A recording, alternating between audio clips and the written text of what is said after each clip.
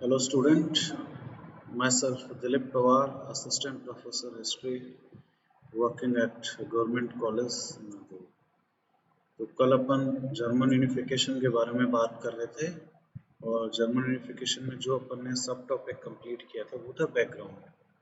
Napoleon से पहले Germany के क्या हालात थे, नेपोलियन के आने के बाद जर्मनी के क्या हालात हुए और वियना कांग्रेस के पश्चात जर्मनी के क्या हालात हुए।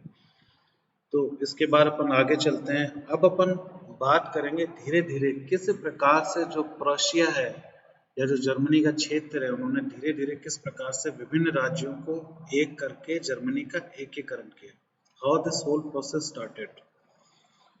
तो जर्मनी एकीकरण की सबसे पहली कड़ी, सबसे पहला प्रयास है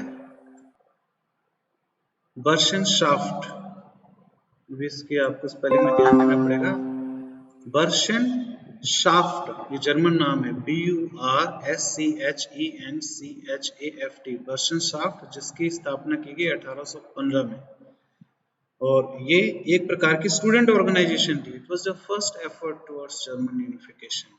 विद्यार्थियों का संगठन था जिसका नाम था बर्शनशाफ्ट। उसकी स्थापना हुई 1815 में। अब ये जो संस्था है ये जर्मनी के एकीकरण के प्रति प्रयासरत थी।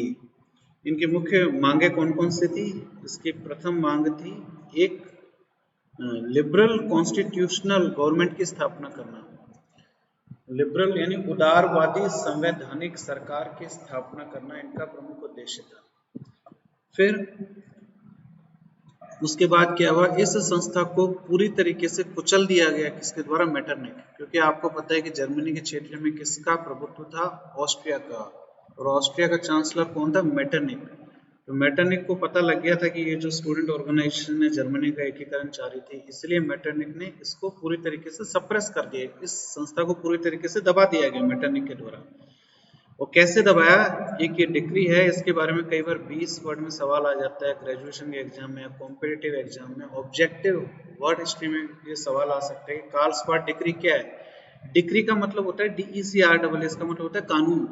एक प्रकार का कानून पास किया गया जिसका नाम था कार्लस्बाद, CARLSBAD DECREE, कार्लस्बाद डिक्री। इसको जारी किया गया 1819 में मेटरनिक के द्वारा। तो इस कानून के द्वारा बुर्शनशाफ्ट नामक की जो संस्था थी उसको दबा दिया गया, उसको बैन कर दिया गया। ठीक है। फिर और इसके अलावा इसी डिक्री के माध्यम से और क्या किया, जितनी भी जो विद्यार्थियों के संगठन थे उनकी ऑटोनॉमी खत्म कर दी गई। जो यूनिवर्सिटी टीचर हैं उनकी ऑटोनॉमी, उनकी स्वायत्तता, यानी जो विश्वविद्यालय में जो प्रोफेसर पढ़ा रहे हैं उनकी स्वायत्तता खत्म कर दी गई। तो कुल मिला के शिक्षण संस्थानों और विद्यार्थियों के जो संगठन बने हुए थे उनको दबा दिया गया कार्लस्बाद डिक्री के माध्यम से। अब अपन आगे चलते हैं। इसी क्रम में अपन बात करेंगे इंटेलेक्चुअल्स। इंटेलेक्चुअल्स का मतलब होता है जो बुद्धिजीवी का वर्ग है, उनका क्या योगदान रहा जर्मनी के एकीकरण में। उन्होंने किस प्रकार से आधार तैयार किया भविष्य में बिस्मार्क के द्वारा, जिस पर जर्मनी का एकीकरण हो सके। तो सबसे पहला विचारक आता है वो होता है हिगल, बहुत फेमस विचारक है हिगल। इसके बाद दूसरा विचारक है हर्डरबर्ग, HERDERBURG, हर्डरबर्ग। और फिस्टे, FISSTE, फिस्टे। तो तीन विचारक रहे हैं जिन्होंने वैचारिक आधार तैयार किया जर्मनी के एकीकरण का। इन्होंने क्या कार्य किया? जो भी इनके कार्य रहे हैं इन बुद्धिजीवियों के, उनसे क्या हुआ? राष्ट्रवाद का संचार हुआ जर्मनी के क्षेत्रों में, प्रोशिया में और आसपास के राज्य में। जब राष्ट्रवाद का संचार होगा उसी के पश्चात भी मांग उठेगी कि जर्मनी है उसका राजनीतिक एकीकरण भी हो जाए, जर्मनी एक राष्ट्र बन जाए, जो भी कम से कम 39 विभिन्न राज्यों में बटा हुआ था। फिर अपन आगे बात करते हैं। अब इनका क्या रोल था? जो बुद्धिजीवी है इनका और कौन सा रोल था? They interpreted past and glory of the past. उन्होंने क्या किया? जो अतीत है, अतीत को री इंटरप्रेट किया। अतीत जो उनका पास्ट रहा है, जो उनका भूतकाल रहा है, उनकी दोबारा व्याख्या की अपने विचारों के माध्यम से। और जो पुराने समय की जो अतीत की जो ग्लोरी है, जो अतीत की जो महिमा है, उसको लोगों के सामने दोबारा रखा कि भविष्य जो भूतकाल है उसमें एक बहुत ही ग्लोरियस राज्य हुआ करता था, एक राष्ट्र हुआ करता था, जिसको बाद में आगे चल के कई सारे राज्यों में तब्दील कर दिया गया। तो they made people aware about the past glory of the German land. फिर अपन आगे बात करते हैं past rule of Frederick the Great. उन्होंने किसको आधार बनाया? पास्ट ग्लोरी के बारे में बात कर रहे हैं, यानी अतीत का जो सुनहरा अतीत रहा है जर्मन के क्षेत्र का, उसके बारे में बात कर रहे हैं। उसमें उन्होंने किसके बारे में कहा? जो पहले का शासक रहा है फ्रेडरिक द ग्रेट, बहुत ही महान शासक रहा है जर्मनी के क्षेत्र का फ्रेडरिक द ग्रेट, तो उसके बारे में लोगों को अवेयर किया कि हमारे पुराने समय में ऐसा भी कोई राजा हुआ करता था जो बहुत महान था, जिसने कई सारे राज्यों को एक किया। तो कुल मिला के एक वैचारिक आधार देने की कोशिश कर रहे थे जिसके माध्यम से जर्मनी का एकीकरण हो सके। इसके अलावा इन बुद्धिजीवियों ने क्या किया?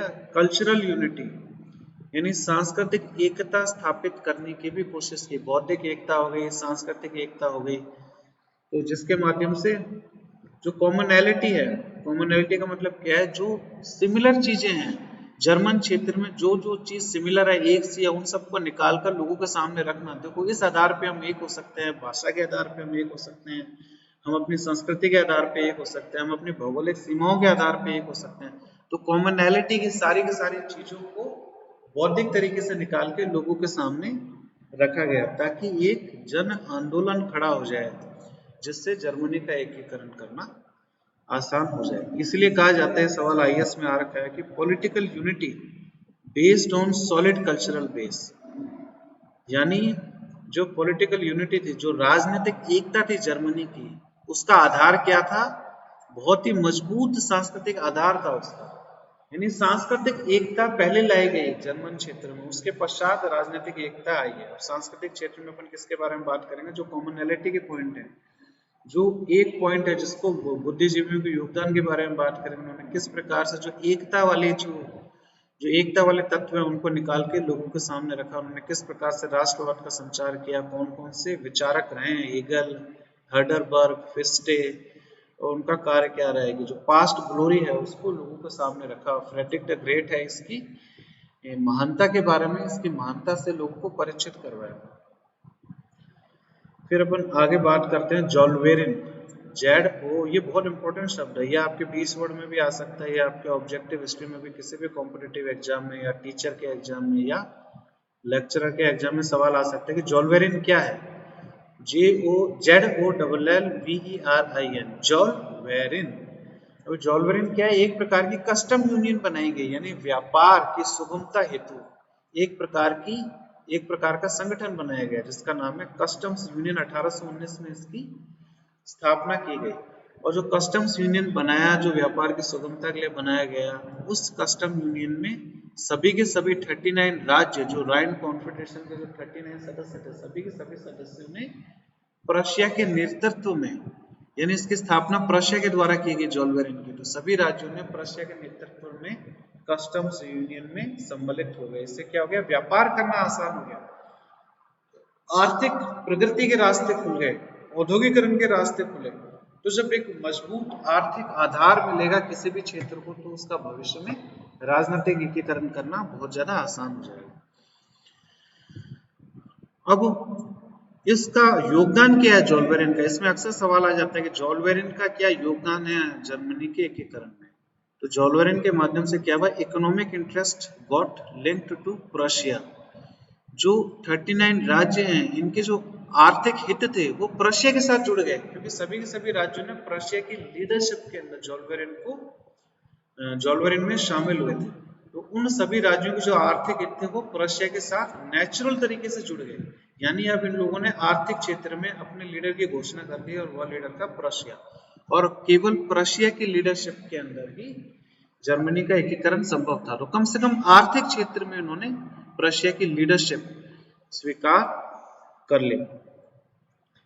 अब और क्या फायदा हुआ जॉल्वेरिन कस्टम्स यूनियन की स्थापना से? ट्रांसपोर्टेशन आसान हो गया, क्योंकि अर्थव्यवस्था में सुधार हेतु इसका निर्माण किया गया था जॉल्वेरिन का, इसलिए ट्रांसपोर्टेशन, व्यापार करना आसान हो गया, सामान को एक स्थान से दूसरे स्थान पर ले जाना आसान हो गया। ज्योग्राफिकल डिस्टेंसेस कम हुए, क्योंकि सड़क मार्ग बना, रेल मार्ग बना, इसके कारण जो इन राज्यों के बीच जो भौगोलिक दूरियां थी वो खत्म हो गई, लोग और अधिक नजदीक आ गए, लोगों ने एक स्थान से दूसरे स्थान पर जाना शुरू किया।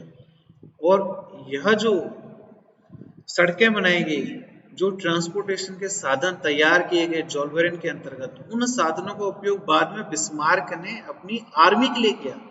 बिस्मार्क की जो सेना है, ताकि सेना सुगमता से एक स्थान से दूसरे स्थान पे जा सके, तो इन रास्तों का, इन मार्गों का इस्तेमाल बिस्मार्क के द्वारा आगे चल के किया गया। तो जोल्वेरिन के अंतर्गत किया गया हर एक कार्य अंततः जर्मन यूनिफिकेशन है उसकी तरफ, जर्मन यूनिफिकेशन को और मजबूत बनाता है, यानी उसकी संभावना को और अधिक प्रबल करता है जोल्वेरिन। फिर अपन बात करते हैं कि जोल्वेरिन के माध्यम से औद्योगिकरण भी हुआ जर्मन क्षेत्र का, खूब सारे उद्योग धंधे स्थापित किए गए, आर्थिक प्रगति भी, व्यापार बढ़ा, और इस कारण एक कैपिटलिस्ट का वर्ग का उदय हो गया। क्योंकि जब उद्योग धंधे बढ़े जर्मनी में, तो एक पूंजीवादी वर्ग का उदय हो गया, प्रभावशाली पैसे वाले लोगों के वर्ग का उदय हो गया, जिन्हें कहा जाता है पूंजीवादी वर्ग। कैपिटलिस्ट क्लास एमर्ज हो गई। अब ये कैपिटलिस्ट क्लास का बहुत ही महत्वपूर्ण रोल रहा है जर्मन यूनिफिकेशन में। तो इस कैपिटलिस्ट क्लास ने जो यूनिफिकेशन है, जर्मनी का यूनिफिकेशन है, उसमें अपना संपूर्ण सहयोग दिया, क्योंकि इस कैपिटलिस्ट क्लास को पता था protection to German products from British competition and colonial and raw material. क्योंकि इस जो कैपिटलिस्ट वर्ग था, इनको पता था कि केवल और केवल एक राष्ट्रीय सरकार ही जो जर्मन में उत्पाद जो पैदा किए जा रहे हैं, जिनको तैयार किया जा रहा है, उन उत्पाद का सुगमता से व्यापार करना आसान करेगी केवल एक राष्ट्रीय सरकार। जो ब्रिटिश कंपटीशन है आर्थिक क्षेत्र में, जो ब्रिटिश के साथ यानी ब्रिटेन के साथ जो आर्थिक प्रतिद्वंदिता है, उसका जवाब देने का सबसे सही तरीका ये है कि एक राष्ट्रवादी सरकार की स्थापना हो जाए, जर्मनी का एकीकरण हो जाए, सारा का सारा भौगोलिक क्षेत्र जर्मनी का एक हो जाए। तो ये कैपिटलिस्ट, इसलिए इन्होंने, इस वर्ग ने काफी सपोर्ट किया एकीकरण को एंड रॉ मटेरियल। फिर इसके बाद यहाँ पे लाइन लिखी हुई, political unification solidly by Bismarck, economic culture unification earlier, Bismarck not alone but most important. अब कहने का मतलब ये, राजनीतिक एकीकरण बिस्मार्क के द्वारा किया गया, क्योंकि बिस्मार्क ने सेना का इस्तेमाल किया, बिस्मार्क ने कूटनीति का इस्तेमाल किया, बिस्मार्क ने अंतर्राष्ट्रीय सहयोग भी लिया, अन्य देशों का सहयोग भी प्राप्त किया। तो राजनीतिक एकीकरण का अंतिम कार्य किया गया बिस्मार्क के द्वारा। लेकिन वही बात जो अपन ने की, उससे पूर्व एक आर्थिक और सांस्कृतिक एकीकरण पहले ही हो चुका था। अब आर्थिक और सांस्कृतिक एकीकरण कैसे हुआ, इसके बारे में आप इंटेलेक्चुअल्स के बारे में बात कर सकते हो, बर्शनशाफ्ट के बारे में बात कर सकते हो, जोल्वेरिन के बारे में बात कर सकते हो। तो कहने का मतलब ये कि Bismarck was not all alone but most important. तो बिस्मार्क केवल एक इकलौता तत्व नहीं था जिसके कारण जर्मनी का एकीकरण हो सका, यानी सारा का सारा श्रेय जर्मनी के एकीकरण को हम बिस्मार्क को नहीं दे सकते। Bismarck was not the loan factor, ये अकेला फैक्टर नहीं था बिस्मार्क, लेकिन सबसे महत्वपूर्ण फैक्टर था, क्योंकि दूसरे कारण भी थे जो महत्वपूर्ण थे, जैसे जो कल्चरल यूनिटी जर्मन क्षेत्रों को पहले मिल चुकी थी, जो आर्थिक यूनिटी, जो आर्थिक एकता है, जोल्वेरिन के माध्यम से प्रशिया को पहले ही मिल चुकी थी। अब इसमें लिखा हुआ है,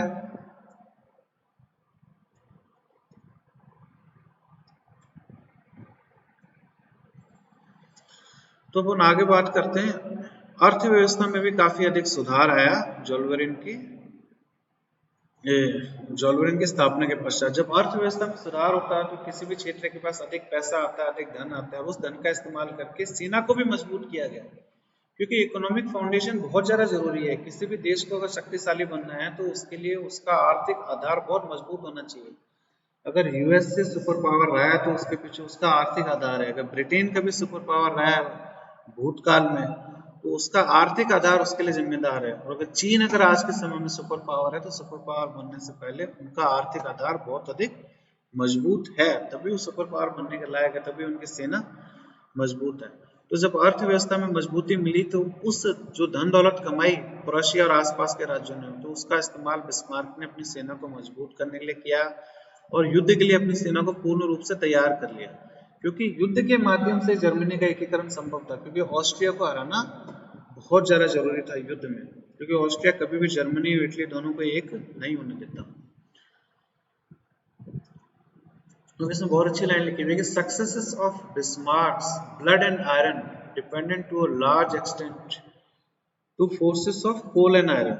अब देखो इसमें किस प्रकार से कोल एंड आयरन से कनेक्ट, चीज वही है जो अपन ऊपर बात की है, एक इतिहासकार ने उसको अलग तरीके से लिख दिया। इसी प्रकार के घुमा फिरा के सवाल है वो आईएएस के एग्जाम में आते हैं, जो आपके समझने के लिए भी जरूरी है। सक्सेस ऑफ यानी बिस्मार्क की जो कामयाबी है, बिस्मार्क की नीति की जो कामयाबी है, बिस्मार्क की नीति कौन सी? बिस्मार्क की बहुत ही फेमस नीति है, ब्लड एंड आयरन, यानी लोह और रक्त की नीति अपनाई थी बिस्मार्क ने। ब्लड और आयरन का क्या मतलब है कि इसने फोर्सफुल तरीके से जर्मनी का एकीकरण किया, इसने सैनिक सहायता का इस्तेमाल किया, इसने अपनी सेना को मजबूत किया, इसने युद्धों के माध्यम से, नरसंहार के माध्यम से, वॉयलेंस के माध्यम से, हिंसा के माध्यम से, सैनिक बल के माध्यम से इसने जर्मनी का एकीकरण किया। तो इसी को ब्लड एंड आयरन कहा जाता है। बहुत ही स्ट्रिक्ट आदमी था बिस्मार्क। तो इसमें लिखा गया है कि जो बिस्मार्क की नीति है ब्लड और आयरन की, लोह रक्त की जो नीति है उसकी कामयाबी किस पे डिपेंडेंट थी? Forces of coal and iron, पूर्वव्रत जो कोल, जो कोयला और जो लोहे की शक्तियां थी, इसी के कारण आगे चल के बिस्मार्क की ब्लड और आयरन की नीति कामयाब हुई है। बस वही चीज लिख रखी है। आपने forces of coal and iron के बारे में बात की है, यानी अपन बात कर रहे हैं आर्थिक आधार जो प्रुशिया को पहले ही मिल चुका था, जोल्वेरिन के माध्यम से पहले ही मिल चुका था। ये यूनिक है, एक आर्थिक संस्था का संगठन, एक आर्थिक संस्था को स्थापित किया गया, केवल जर्मनी में ही किया गया है, ये इटली में नहीं हुई आर्थिक संस्था की स्थापना। तो ये जो कंडीशन है कि एक आर्थिक आधार पहले तैयार हो गया था जर्मनी का, जिसके कारण इनकी सेना भी शक्तिशाली हो पाई प्रुशिया की, और सेना शक्तिशाली होने के कारण वो ऑस्ट्रिया को हरा पाए। जबकि इटली के बारे में अपन बात करें, कबूर के बारे में बात करें, तो वहां पे कोई आर्थिक संगठन नहीं बना था, तो आर्थिक एकीकरण इटली का इतना हुआ नहीं था। और जब आर्थिक एकीकरण नहीं हुआ, आर्थिक प्रगति इतनी नहीं हुई, तो सरकार के पास, पीडमोंट सार्डिनी के पास इतना पैसा नहीं था कि अपनी सेना को बहुत अधिक मजबूत बना सके। इसलिए इटली हमेशा से डिपेंडेंट रहा है, निर्भर रहा है अंतरराष्ट्रीय सहयोग के लिए। जबकि बिस्मार्क को एक्टिव मिलिट्री सपोर्ट की आवश्यकता नहीं थी किसी को। बिस्मार्क या जो अपन बात कर रहे हैं प्रुशिया खुद से ही ऑस्ट्रिया को हरा पाने में सक्षम था। ये डिफरेंस है दोनों के बीच में। इटली थोड़ा कमजोर राष्ट्र था, प्रुशिया ताकतवर राज्य था। और क्यों ताकतवर बना? क्योंकि आर्थिक डेवलपमेंट यहाँ पे पहले ही हो चुका था। और फिर इसमें लिख रखा है एक और line, only from unity of material interest does mental power arise, and only from both this national power, यानी मटेरियल हितों के आधार पे एक प्रकार की मानसिक शक्ति उत्पन्न होती है, और मटेरियल हित और जो मानसिक शक्ति दोनों को कंबाइन कर लें तो फिर एक राष्ट्र का निर्माण होता है। तो यहाँ पे मटेरियल इंटरेस्ट के बारे में हम बात कर रहे हैं। मटेरियल इंटरेस्ट के बारे में हम किसके बारे में बात करेंगे? यहाँ पे जो आर्थिक प्रगति हुई है जर्मनी के प्रुशिया के क्षेत्र में, जोल्वेरिन की स्थापना हुई है। मेंटल पावर के बारे में अपन बात करेंगे, जो बुद्धिजीवियों का योगदान रहा है, हीगेल, हर्डरबर्ग, फिस्टे, इनका जो योगदान रहा है। तो इन दोनों के कॉम्बिनेशन से राष्ट्रवाद की भावना जर्मन क्षेत्र में पनपी। तो जो कोल और आयरन है, कोल और आयरन का मतलब ही है कि कोल और आयरन कब अपन पैदा करते हैं? जब आर्थिक उन्नति हो, जब खानों में खुदाई की जाए, जब आर्थिक उन्नति, जब आर्थिक संपन्नता हो। तो कोल और आयरन की फोर्सेस ने एक स्ट्रॉन्ग मटेरियल बेस प्रोवाइड किया था। In wake of